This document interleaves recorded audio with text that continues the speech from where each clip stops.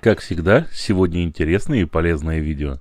На канале уже очень много проектов и большое количество вообще эксклюзивных, от идеи до методики изготовления и их конструкции. Сегодня будет мощная самоделка с новыми решениями и исполнением различных узлов. Друзья, всем привет!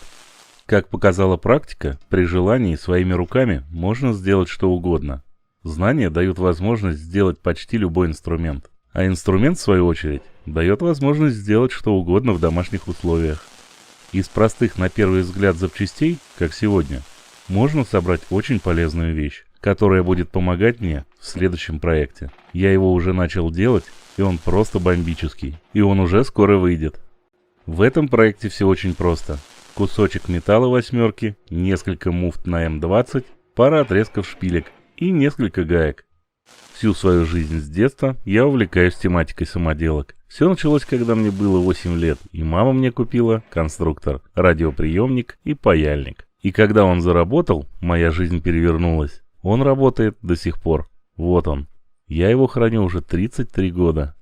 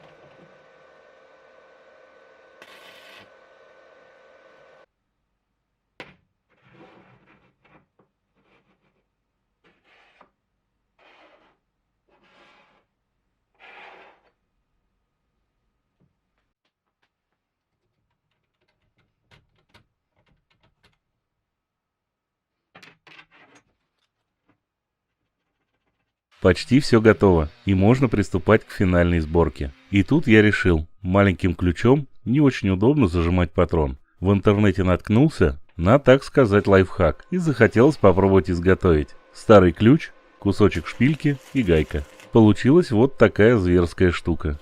Ща попробуем.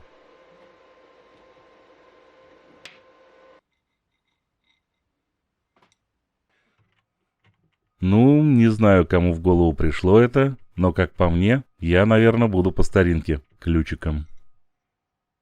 Продолжим с нашим проектом. Ничего сложного в изготовлении нет. Все из простых, легкодоступных материалов. Конечно же, и в продаже есть подобные вещи, и у меня несколько их уже было, но у них очень слабая конструкция. Как по мне, они держат весьма слабенько. И еще один минус. В месте крепления к верстаку очень маленькое расстояние. Не на каждый верстак закрепишь. Для себя я сделал с учетом всех потребностей.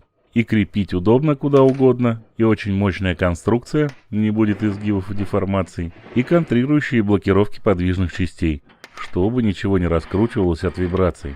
Эти узлы мне больше всего показались интересными и нужными. Да и себестоимость раз в 10 поменьше, чем у покупных, что немаловажно. Только что пришла в голову мысль, уже при монтаже видео. А почему бы не сделать еще и подручник? Как говорят, как я раньше не додумался до этого. Думаю, он точно лишним не будет. Ребята, как всегда, если понравилось, лайкос, подписка, колокольчик, чтобы не пропустить самые интересные видео. А следующее уже скоро выйдет. Не забывайте про комменты, спасибо вам за них. Все полезные ссылки оставлю в описании под видео.